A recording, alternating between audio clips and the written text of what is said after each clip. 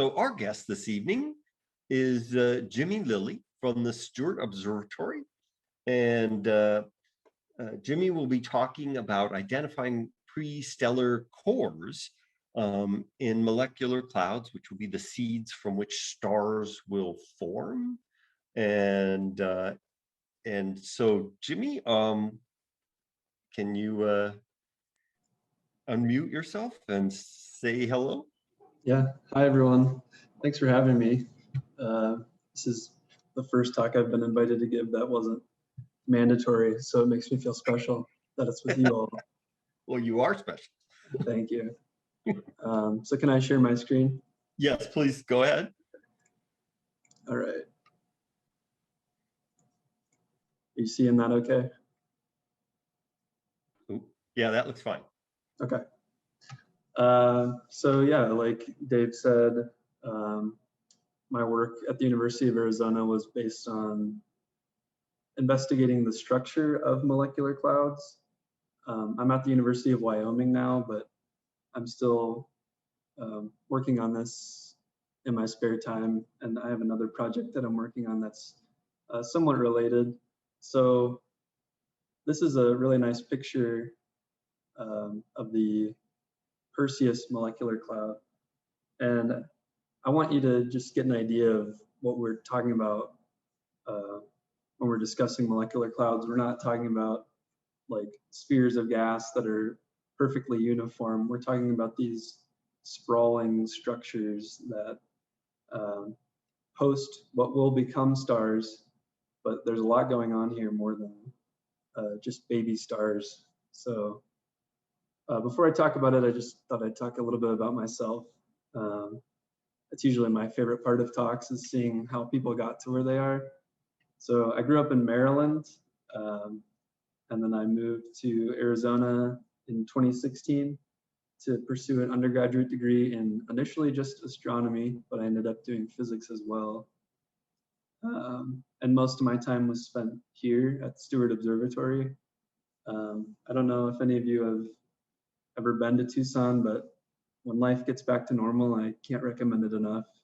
The weather's beautiful and there's free public nights at this telescope. So I have a lot of good memories here, and this is where I did most of the work that I'll be talking about. And then I went to Charlottesville, Virginia the summer after my sophomore year, which is where I really got into radio astronomy because I worked at the National Radio Astronomy Observatory in Charlottesville. And this is all leading up to molecular clouds, I promise.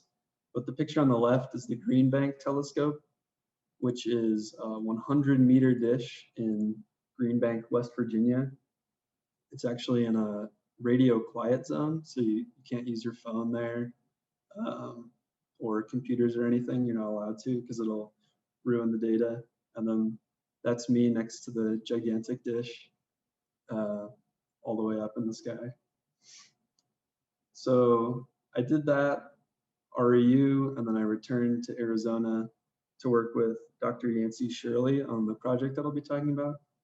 But like I said, I'm currently in Laramie, Wyoming, where it was minus 38 degrees a couple days ago.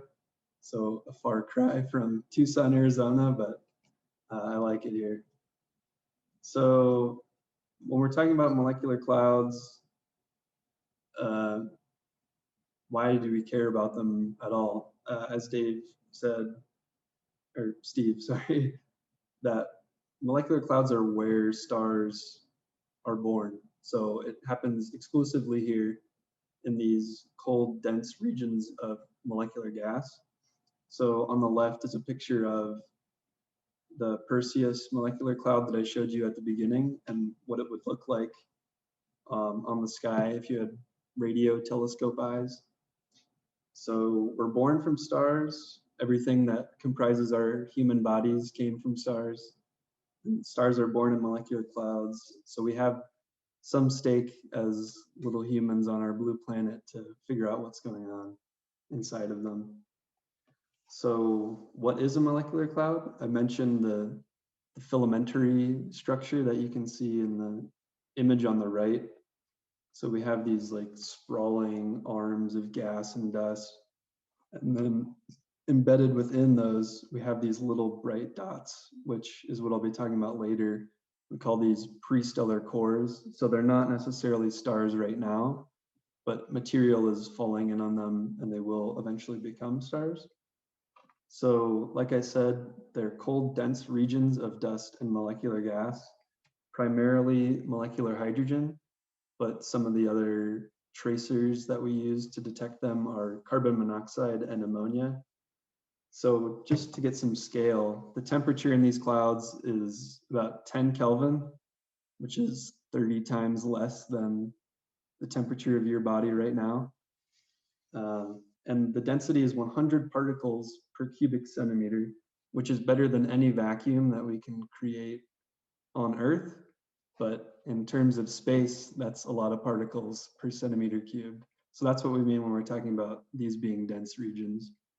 And then some size scales, they usually range from tens to hundreds of parsecs, which if you don't know what a parsec is, it's about 3 light years, so 30 to 650 light years. And then as I said, they're not uniform, they're not spherical necessarily, they're very filamentary and they spread out a lot. So bear with me if you already know all this, but just wanted to make sure we're all on the same page. So if you're looking at a molecular cloud with your eyes, or if your eyes were the Hubble telescope, you would see these dark dust lanes, and there's not much to really figure out from that. So the dust is blocking that wavelength of light that we can see because it's too short. But if you had radio telescope eyes, you would see this. So radio waves are anywhere from a millimeter up. So the reason that you can't see invisible light through these clouds is because the dust blocks them. So when we're talking about visible light, we're meaning radiation that comes from the electrons in these atoms that were excited falling back down to their lower energy ground states. And then when we're talking about radio emission, we're talking about molecules which can rotate and vibrate. So there's a photon emitted when they change their frequency of vibration or rotation, because they can only do it at very specific rates. There's not a continuum.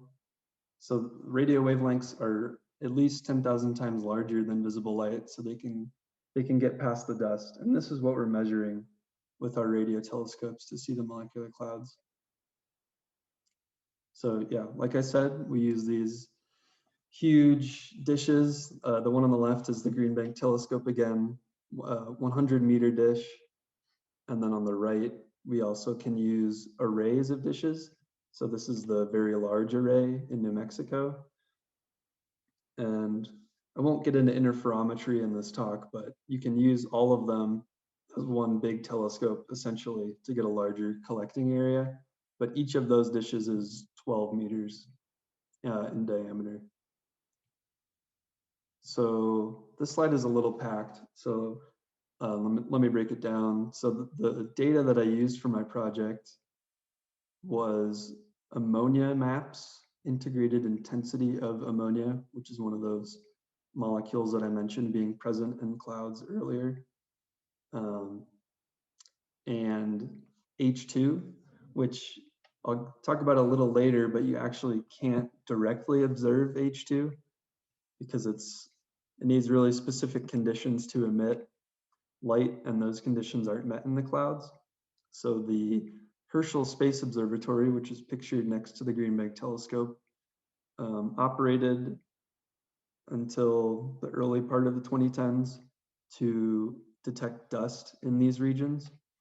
So I'll talk a little bit more about how we can get these H2 maps without actually measuring H2. But this is the stage for my project, is using this ammonia data, which traces the dense gas, and then H2, which essentially traces all of the gas, but not the dense gas specifically. So why do we use ammonia? Like I said, clouds are dense, cold, and dusty. So we need something that won't freeze onto the dust that's around it so that it's free to move about the cabin and undergo its transitions so that we can see the light that it emits. And it's excited by collisions, which are more likely somewhere where there's a lot of the gas. So that's what makes it such a great star formation or dense gas tracer. And it's actually not necessarily a rotation or vibrational transition. The ammonia molecule actually inverts on itself. So it goes from this three hydrogens with the nitrogen on top to the nitrogen being on the bottom. So that's the transition that we're observing with ammonia. So to get this intensity of ammonia, we need our data cubes. So we're not taking 2D images with these observations. We're taking 2D pictures, but at each pixel, there's a unique spectrum. So we have the position, and then a spectral axis, which could be velocity, wavelength, or frequency. So we're essentially squishing this cube along that z-axis so that each pixel has all of the intensity values added up along like that line of sight. And then they're all lined up with their correct positions. So that's what we're looking at in this image that I keep showing with the integrated intensity of ammonia. So it's integrated because you're squishing this cube along that spectral axis. Okay, and then H2, like I said, it's invisible at cold temperatures because it's symmetric. So there's a lot of quantum mechanics behind why a symmetric molecule is difficult to get it to radiate, but we can't see H2, so we need something that's related to H2 so that we can get these column density maps. So those Herschel observations trace the dust, and the dust can tell us about the H2 because we can measure its temperature and we can measure the opacity of the dust. And then similar to the data cube before, we have spectral information for these images. And if we know about the dust and the dust properties, we can fit models to these spectral energy distributions, which is basically how much energy are we receiving at any given wavelength. So if you know the properties of the dust and you have these spectra, you can play around with the parameters and figure out how much molecular hydrogen must there be if you're getting the particular detections in the dust. So this is the column density of dust map. So column density is just how many H2 molecules are there along any given line of sight. So as you can see, we're still getting some of these cores that I mentioned, but we're also getting all of this extra material around the filaments and around the cores. So my project was looking into how we identify these cores. So you can look at them with your eye, but we need some statistically significant way to take this image and say, okay, there's a core here, there's a core here. This isn't a core, but it looks like it might be. So we can see the filaments, but what about the cores? So can we identify them? And once we identify them, what can we measure about them? So radius, mass, virial parameter, which tells us how likely it is to collapse on itself and form a star. And then another key part of my project was, what if we use different algorithms to do this? And then, like I introduced these two different data products to you, what happens if you use one data product versus the other for the same algorithm? How do your results vary? So the algorithms are both known as watershed algorithms. So if you look at the image on the left, you can imagine there's some mountain that is underwater, and as the water recedes, you can see more of the peaks. And as you keep going down, you can see, oh, this must be isolated, or this peak is related to this peak. So they're both watershed algorithms that take the brightest pixels and then go from there to try to connect them, to the dimmer pixels around them. So these algorithms are CSAR and AstroDendro. So the AstroDendro data I used was my own, and then CSAR was comparing to a previous paper. So getting into this diagram a little more, the AstroDendro parameters are minimum value.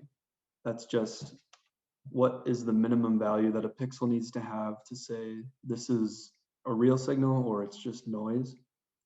Min delta is how much brighter this little orange patch has to be than the dimmer orange patch to consider them separate structures.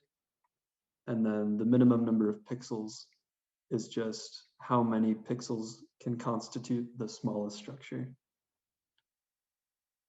So getting in a little more into that blob that I showed you, AstroDendro produces dendrograms, which is just Greek for tree diagrams. So they call the brightest parts, these little bright orange parts, the leaves, and then the structures that they lie within are branches, and then the structures that they lie within are trunks. So it's all analogous to trees, but the cores are what we would expect to be the leaves, and then the larger filaments would be the branches and the trunks. So in my work, we're interested in the leaves primarily. So you get something like this when you run it on one of the maps that I showed you. So on the left, if we set our minimum value to be pretty low, then we're getting all this extra structure that's not really real. It's just stuff on the edge of the maps and not what we're interested in the centers of the filaments. But then if you up the minimum value, then you're being more conservative with what you're allowing to be considered a real structure. So you get a cleaner map that has all of the interconnectedness of the entire filament. So each structure that it identifies is given a unique ID number. And then it also displays, in the following slide, gives you these nice contours around those structures so that you can see what it has been detecting. So on the left, we have the CSAR cores that it found. And then on the right, we have the AstroDendro cores that I found. And you can see there's pretty good agreement, especially with 6, 7, 8, 9, and 15 and 16. 11 wasn't present in my map. That's why it didn't show up. And 10 is essentially the same, but 12 and 13 actually emerged in mine because doesn't really look like there's a second peak of ammonia here. So this is AstroDendro run on the ammonia map. So the algorithms look like they're agreeing well, but what if we used the same algorithm for a different tracer? So if we use AstroDendro on the ammonia, you get what I showed you before. But if we use it on the column density of molecular hydrogen, we definitely don't get the same things. So 8 and 9 have now merged into one structure.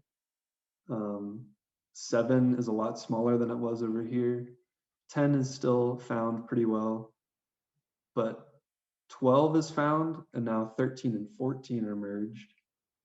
And then 15 and 16 became one structure where they were 2 in the ammonia. So if you look at these peaks, so on the left, 8 and 9, you can see at 8, there's pretty clearly another bright spot of ammonia. But in the H2, where 8 was on the left, you really don't see that. So if you had data for molecular hydrogen, and then you used AstroDendro, you get a very different answer for where are the cores in this particular part of the cloud compared to if you did it for ammonia. So you get very different structures for the different gas tracers, which is to be expected, but our goal with this was to really quantify how different the answers are and how not necessarily wrong you would be, but how different your answers would be compared to someone who used a different data set. So kind of summarizing what I just said, on the left we have the AstroDendro sizes versus the Caesar sizes. And the red dots are the points that merged. So 12 and 13, for example, are two things in Caesar, but one thing in AstroDendro. But for all the ones that had a one-to-one relationship, there's a really nice correlation between the sizes that we find. So the algorithms are detecting the same structures and then also finding the same properties for those structures. But on the right, if we have the sizes that we found from H2 versus ammonia, the correlation really falls apart. So this isn't necessarily surprising, but it's nice that we have these data points and this quantitative data to describe exactly how different the properties that you measure would be. So yeah, I wanted this to be more of a discussion than me just blabbering at you. So I'll wrap up with the conclusions. So these different watershed algorithms produce similar results in terms of the structures and the properties of the structures. And we verified that ammonia is an excellent dense gas tracer because we're finding these peaks where we expect them to be. And we find different structures and properties for the different tracers. So you need to be careful about which one you're using. And then, yeah, this is useful because this is quantitative data that hasn't necessarily been done before. Most people will just choose one algorithm and stick to it, or use one tracer and stick to it. So our goal with it was to inform how people use these in the future when they're looking for these pre-stellar cores. And then, of course, I have to thank Yancy for all of his help. He really guided me through this. And then Youngmin Sao, who's at JPL now, and Ayushi Singh at the University of Toronto, both contributed a lot of their time and effort to give me the data for this project. And then I actually did this as part of a NASA space grant last year. So I thank them for their funding. And then of course, AstroDendro, which I didn't write myself, but it's very handy and I'm glad it exists. So I probably missed questions in the chat because I had my presenter view up, but I'd be happy to read those now and talk about it. Sure. Thank you, Jimmy. And I wanted to mention that Jimmy is a past winner of the Lucas Scholarship, and that the San Diego Astronomy Association kind of overviews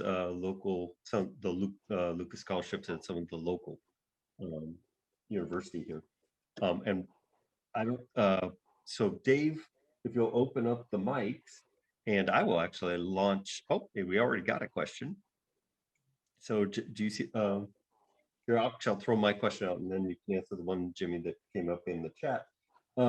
So you're identifying pre-stellar cores. Can you tell us kind of what the size again? Maybe I think you might have mentioned that at the beginning, but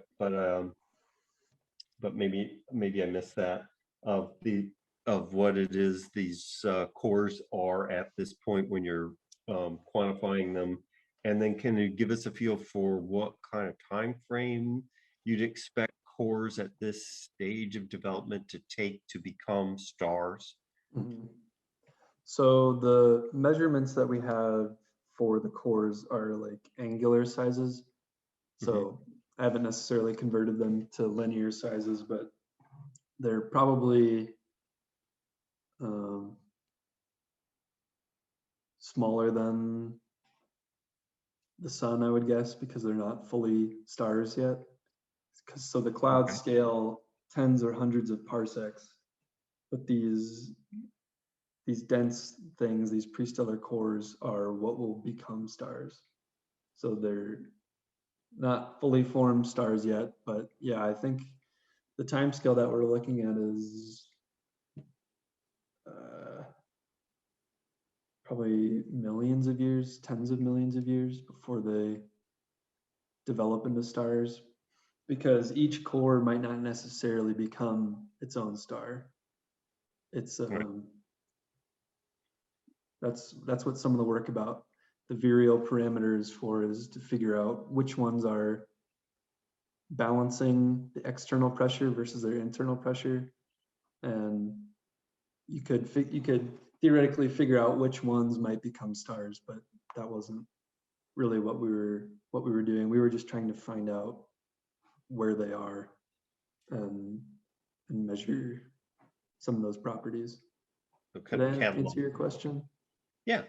You have at least two questions I saw go by in the chat. So if okay, you can... yeah. So the frequencies of radio data, the ammonia transition is 23.7 gigahertz, I think. So that's 1.3-ish centimeters. Yeah.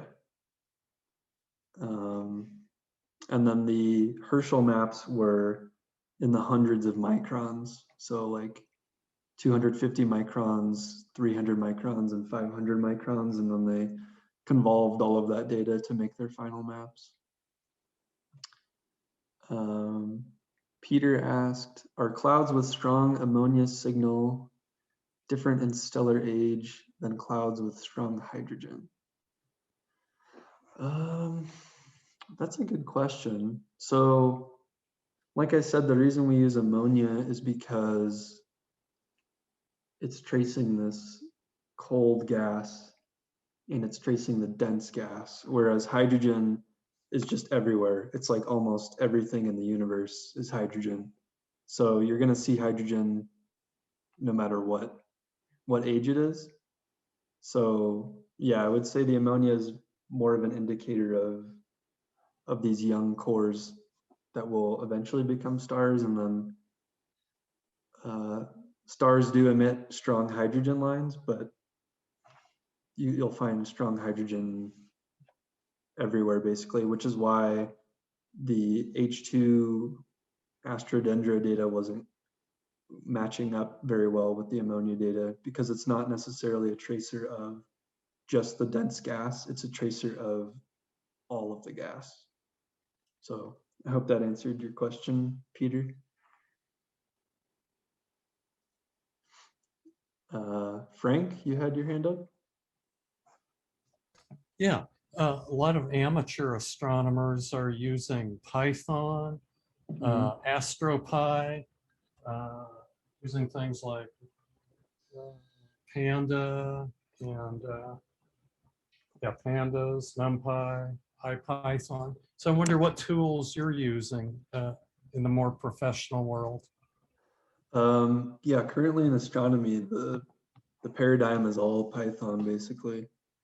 So people who do simulations might use a language like C, which the computing power is better for doing those kinds of really detailed physical simulations. And so the way like the languages are run is different. So Python, you don't have to compile your files and then run them. It just does it all at once. But for C, you write your script, you compile it, and then you use that like .exe file to run the script. So it's a lot less computationally intensive to use C for modeling, but for all this data analysis stuff, where you just have kind of tables of data and you're reading it and using it in different ways, Python is probably the way to go. AstroPy has a lot of really nice documentation for how to do all of this stuff, including subtracting images from one another, adding images to each other. It runs the whole gamut. Anything you want to do in Python, you could you're probably one Google away from figuring out how to do it. And it's pretty intuitive too, I have to say, the notation. So when you read a Python code, you can kind of read it in English in your head. It's not just what you're telling the machine to do. It's almost written in a way that you're describing to someone else what you'd be doing, and then the machine is able to understand that. So yeah, if you're learning it, keep doing it. That's what everyone's using. Another question? Yeah, Kurt asked, uh-oh, I see string theory and I get scared. String theory, are these filaments forming along strings? I gotta be honest, Kurt, I don't know anything about string theory. But yeah, I mean, I would wager that they're probably related, because if you ever see those simulations of galaxies where you have all these filaments, like it looks like a map of the brain or something, you have all these neurons that look like galaxies just converging on each other. I mean, these clouds are found in the spiral arms of galaxies, so following that line of logic maybe, but yeah, as far as the deeper string theory implications, I wish I could say more about it. Okay, I have a question. So you mentioned two different trace compounds, molecules that you were examining. Are you collecting data at just two frequencies, or are you for those transitions, or are you doing like a multispectral thing where you collect at many different frequencies? Yeah, so for the ammonia data, it's really just that one transition, the 23.7 gigahertz. For the dust observations, they were taken at many different wavelengths so that they could all be used to measure the dust as a function of the wavelength, because the properties of the dust change depending on what wavelength you're using. So they used all of those in conjunction to develop these column density of H2 maps. But yeah, for the ammonia, it's essentially just that one transition. There are weaker ones, like on the sides, there's a symmetric Gaussian profile where it kind of goes off to less probable transitions on the wings. And I think they might have used that in some data reduction sense, but not what the maps that we're seeing is really that one transition. Okay. Another question for Jimmy? Okay, I'll jump in with another question then. Oh, they beat me to it. Dennis. Dennis wants to know, did my parents help me with my homework? And what do they think about my major? My dad will probably watch this recording if you upload it to YouTube. So We will. I don't think he'd mind me saying that he didn't help me. His area of expertise isn't astronomy or physics. Neither is my mom's. But I think at first, they haven't confirmed this to me, but they might have been a little skeptical about doing astrophysics, especially since to do it, I said that I wanted to move to Arizona. But that's the best place for it. Tucson has like the most telescopes per square meter or something like that. I think that's like you won't find a smaller place that has that many telescopes. And so yeah, they think it's cool. I'll probably start giving more talks like this so they can learn a little bit more about what I'm doing, but it's a little somewhat mysterious right now. Yeah. So are you using the information you're gathering to determine the likelihood?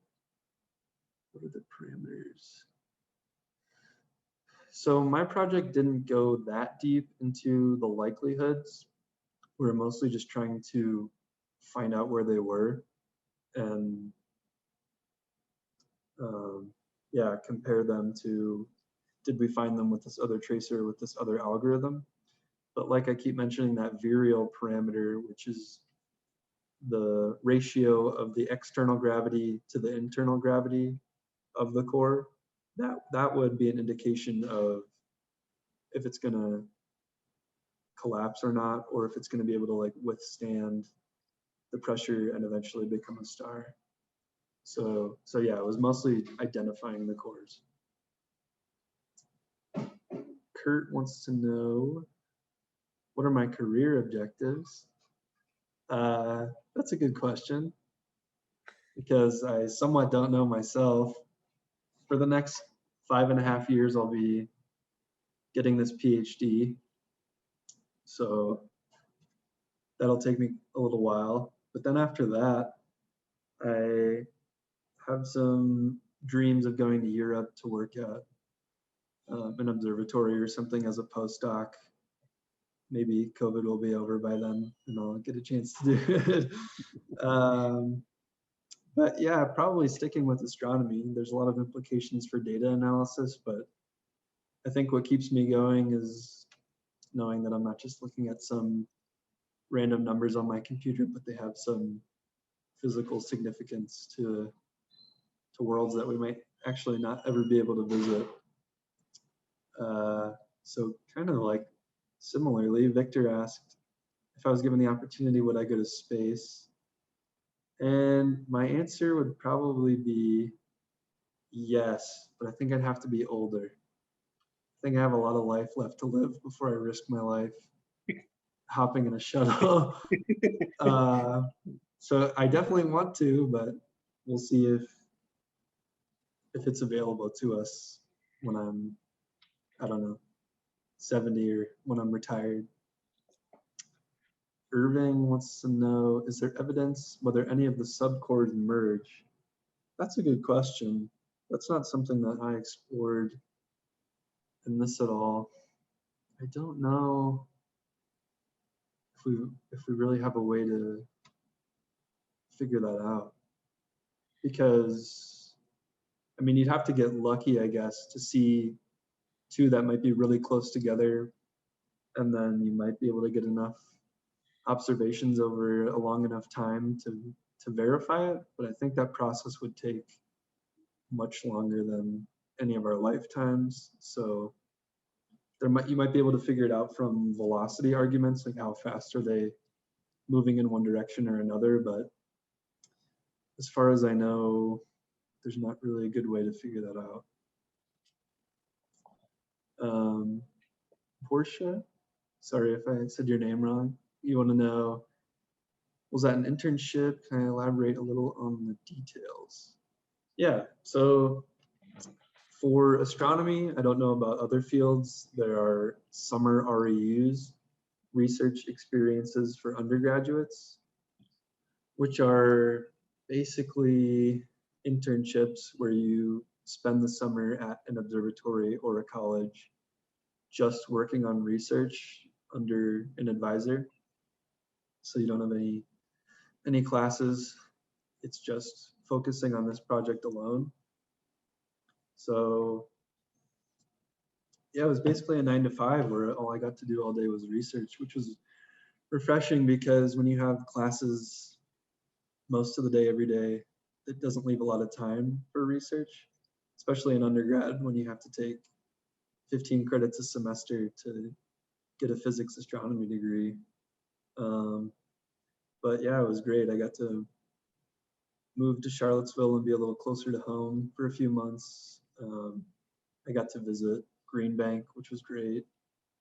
So yeah, I don't know if you are an astronomy major, but it'd be worth looking into those opportunities.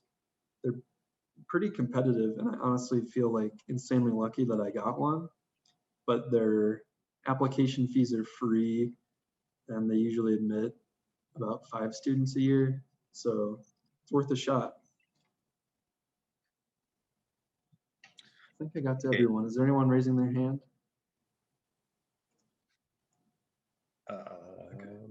They can unmute themselves, I believe. Oh, here we have a question from Dennis again. Do I know Vanessa? I don't think I do know Vanessa.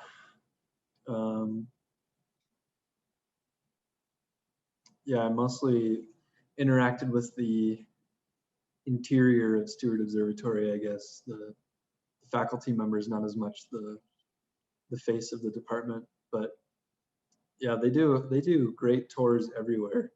The Sky Center, they do a tour of the mirror lab. They make mirrors for optical telescopes underneath the football stadium. Big mirrors. The process is crazy.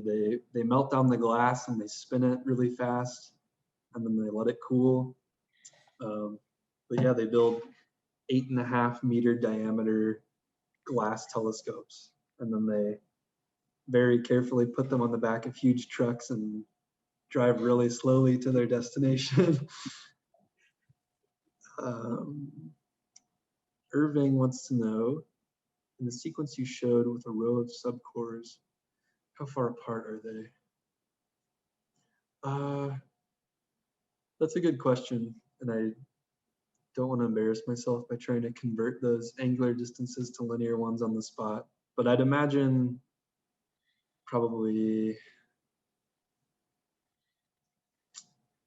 like thousands of, I don't know, hundreds of AU away from each other, maybe.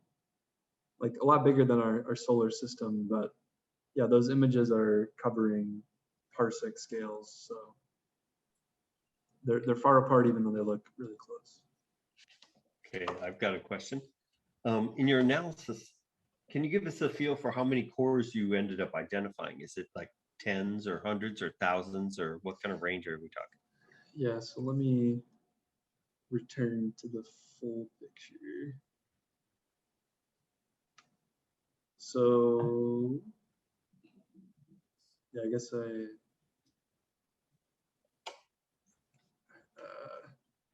probably got to like 30-ish, I think. Okay. So I was comparing to that other paper I mentioned that used Caesar. So I think in all of these little sub-regions, we found like 5 or 6 on average. I mean, there was about 10 in this one that I showed you over here, and then there's a couple isolated ones. So probably about 30, I think. And we just did this part of the Taurus molecular cloud. I didn't get a chance to do the other maps that we had. Frank, you had a question? Yeah. Can you give us an overview of the star formation? You're looking at the prestellar cores, which will then have gravitational collapse. Do you see any on the verge of gravitational collapse? How long does that take from what you're looking at to actually producing a star? Yeah, I mean, the timescales for star formation are on the orders of millions of years. So the gas coalesces and forms, it starts gravitating around itself, and then it keeps getting larger and larger, and then it'll burn through the hydrogen to make helium, and then helium to heavier elements, and so on. So it lives for billions of years, but the process to form them takes on the order of millions. So I don't know how close any of these are to forming. I think you'd need data over many years to try to get a sense of that. And the complicated thing about that virial parameter is you can't just consider gravity, you need to consider turbulent forces. So this material on the filaments is moving. It's not just all sitting there. It's all moving and having an effect on the cores. And then you also need to consider the magnetic fields. which is a really hard measurement to get because they're so weak and hard to detect. I mean, they're strong where they are, but they're hard to detect from Earth. So you need a lot of extra measurements to get a really good idea of what the state of the cores is and whether they might become stars or not.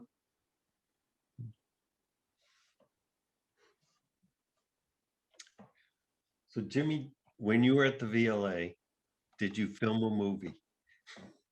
No, I should have taken my Jodie Foster picture with my headphones. Exactly. But I wouldn't have brought my computer, which is one of the faux pas in that movie. She shouldn't have her computer that close to the telescopes. She's going to On the ruin the broadcast. data. Yeah, she's going to No ruin microwaves, the data. no phones, no computers.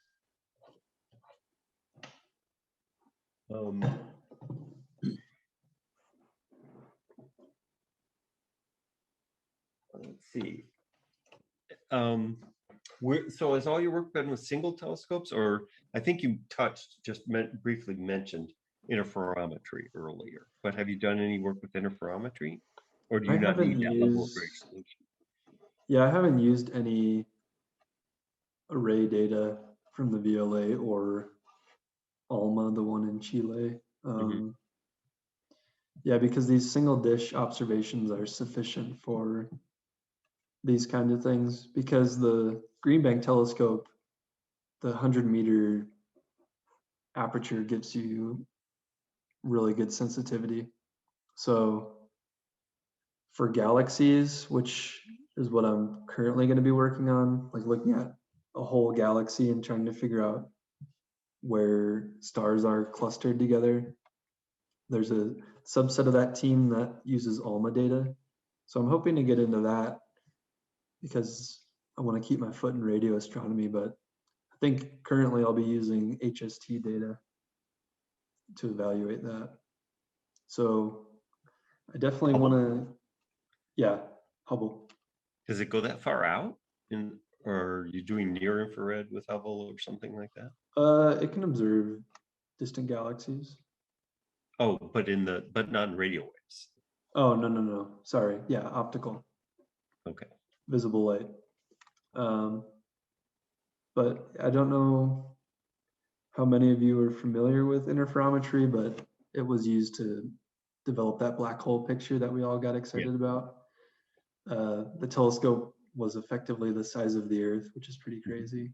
One of my teachers at Arizona was one of the principal investigators on that project, the Event Horizon Telescope, and he taught my computational physics class. So, cool. Yeah.